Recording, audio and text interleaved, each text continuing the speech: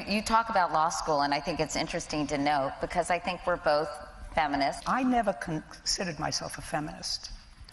All during my professional career, whether it be a lawyer or a judge, I never belonged to a woman's organization. I didn't want to be, I wasn't a woman lawyer. I was a lawyer who happened to be a woman. And I wasn't a woman judge. I was a judge who happened to be a woman. I actually never felt, probably I was too stupid to know that I was held back at any time because of my gender. And I still don't feel as if there was any time in my life when I thought that being a woman held me back. You define yourself. If you let other people define you, that's a mistake. So I never felt the need to have a feminine organization behind me, although I'm sure that in some way they were assistants to me along the way. I think it's funny, you know, I think of feminism as the social, political, and economic equality for men and women. So, you know, I wish people would embrace the term because I think it's gotten a bad rap.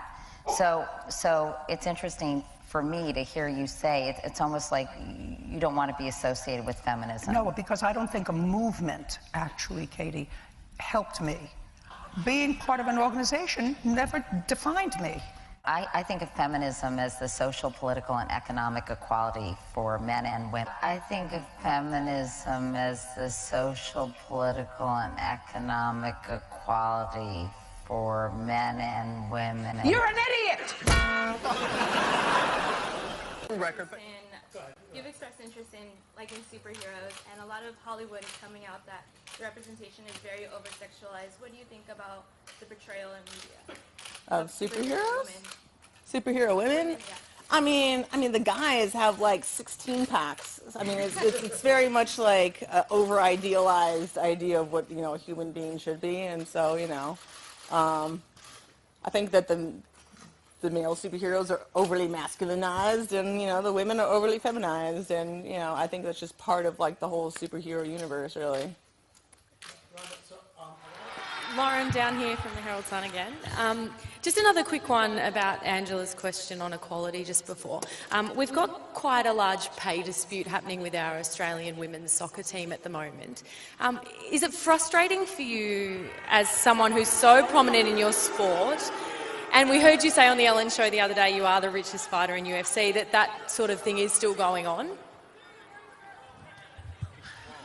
I think that how much you get paid should have something to do with how much money you bring in.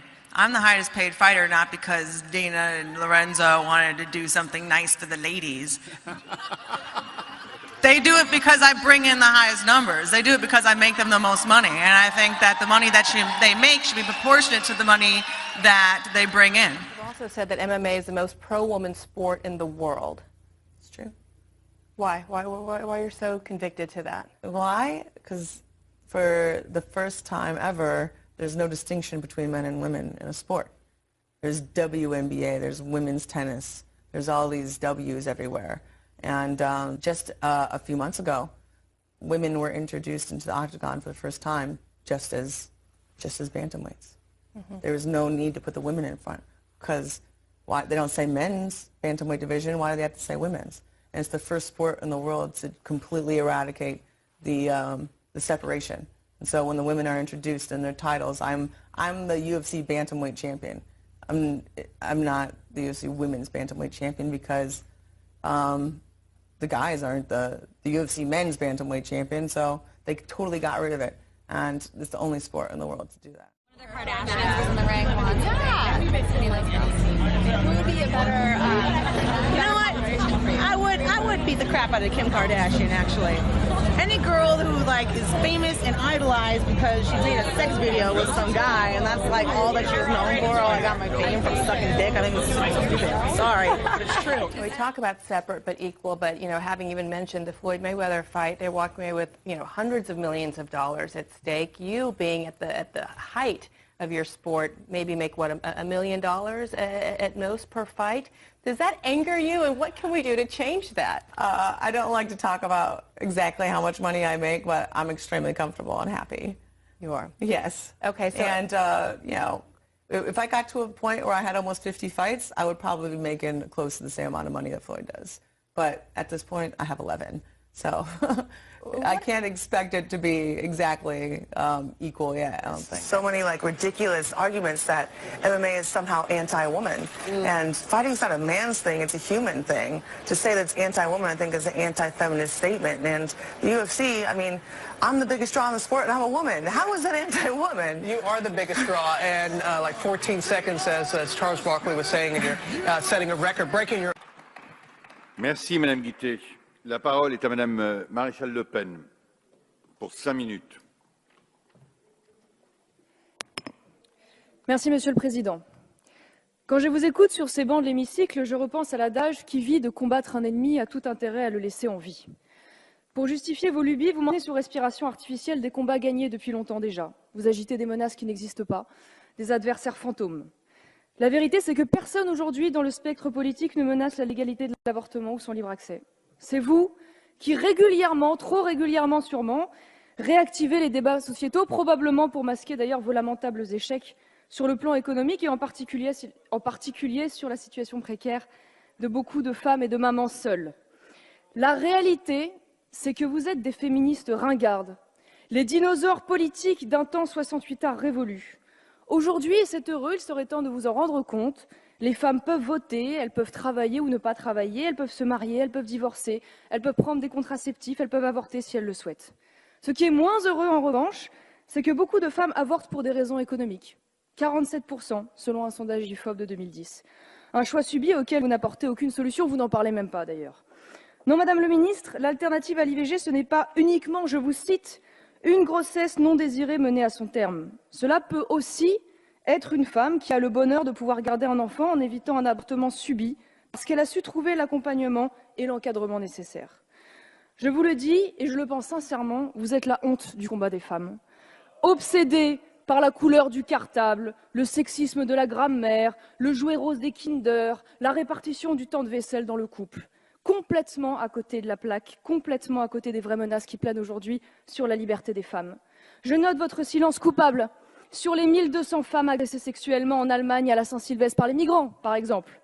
Je pense à votre silence sur la charia, la loi islamique qui s'applique aujourd'hui dans certains quartiers de France et qui interdit aux femmes les libertés les plus élémentaires. Je comprends que ça vous gêne puisque votre grand champion, Benoît Hamon, voit dans ce grignotage islamiste la continuation du machisme franchouillard des ouvriers. Quel aveuglement coupable, pour ne pas dire complice ou peut-être même électoral. Votre aversion du patriarcat incarné par le mâle blanc hétérosexuel vous a conduit, beaucoup d'entre vous en tout cas, à la collusion avec toutes les minorités qui partageaient cette aversion avec vous, sacrifiant ainsi toute cohérence sur les idées et les combats. Féministes, islamistes, LGBT, même combat. Et c'est ainsi que celles qui se présentent aujourd'hui comme les garantes du droit des femmes à disposer de leur corps sont les mêmes à défendre leur soumission par le voile et leur marchandisation par les mères porteuses. N'est-ce pas, Madame Le Morton, par exemple? À ce sujet, serait-il possible de m'éclairer, Madame la Présidente de Commission, quand vous expliquez dans votre discours qu'un enfant souffre que des parents puissent parler de lui comme un accident, je cite, « Que suggérez-vous? Qu'il eût mieux valu qu'il fût avorté? Je ne comprends pas la suggestion. Va falloir m'expliquer. Parce que ne vous en déplaise, et je me permets cette impudeur parce qu'elle est de notoriété publique, vous avez devant vous un accident qui se vit bien et qui préfère aujourd'hui être devant vous à vous dire vos vérités plutôt que d'avoir été avorté. Alors enfin, puisque vous en faites le reproche aux hommes élus sur ces bancs, moi je suis une femme et je vous le dis, ce texte contre les femmes et contre la liberté d'expression, ce ne sera certainement pas en mon nom. My name is Lauren. A few years ago, I uploaded this photo of myself holding a sign saying, "I don't need feminism because I believe in equality, not entitlements and supremacy." To my surprise, the photo was shared all over the internet, from BuzzFeed and even on Time magazine. I got a lot of support for the photo, but I also got a lot of hate and criticism. Most of that criticism from feminists who claimed I did not know what the word feminism means because feminism is actually a movement for equality. So today I wanted to speak to those feminists and explain why I'm still not a feminist and why third wave feminism is not in fact a movement for equality. I want to start by asking a question. If feminism is a movement for equality, Why do we not see equal representation of both genders' issues? And why do we not see feminists complaining about benefits that women have over men in certain situations? I bet very few people watching this video right now know that around 100,000 to 140,000 males are raped annually in US prisons. This is more males raped than females in the US annually, yet feminists remain silent on the issue. Almost half the domestic abuse victims in the US and Canada are men, yet there are no safe houses for them, no court advocacy programs, no subsidized counseling or legal care like women. Despite being half the victims, they are basically ignored. Men make up 80% of suicide victims, 92% of workplace deaths, 97% of combat deaths, and 77% of homicide victims. Men are objectified, men are raped, men are mistreated. Men are held to ridiculously high societal standards, just like women. Yet feminists continue to place this blanket judgment over all men that they are all privileged, and all women that they are all oppressed. Yet, as a woman, I will almost always win custody of children in a divorce case. I will receive less than half the sentence a man does for the exact same crime, and actually have my rape and assault accusations taken seriously, and I won't be laughed at for not being manly enough. With one quick Google search, I can find a safe house in my area if I have been in an abusive relationship. As a woman, I am more likely to get a government or military job, despite qualifications, just to fill a quota due to affirmative action. And I am also more likely to get into a university because of my gender. So if feminism really were a movement for equality, you would see feminists rioting about the 140,000 men raped. You would see them questioning the fact that women get less than half the prison sentence a man does for the exact same crime. Yet, we do not see equal representation of men's and women's issues. Despite popular belief, feminism is not, in fact, a synonym for equality. I'm not trying to say that men have more issues than women. My point is that both genders have issues, and to argue that feminism is a movement for equality and doesn't just represent one gender's issues is quite frankly ridiculous. So this is why I'm not a feminist.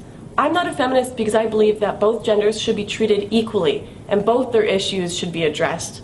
I'm not a feminist because I believe I should prove that I'm worthy of a job rather than having it given to me to fill a quota. I'm not a feminist because feminists are unintentionally creating a world of reverse sexism that I don't want to be a part of. So I will stick to promoting equality and justice rather than a faux form of equality under the label of a gender-biased word.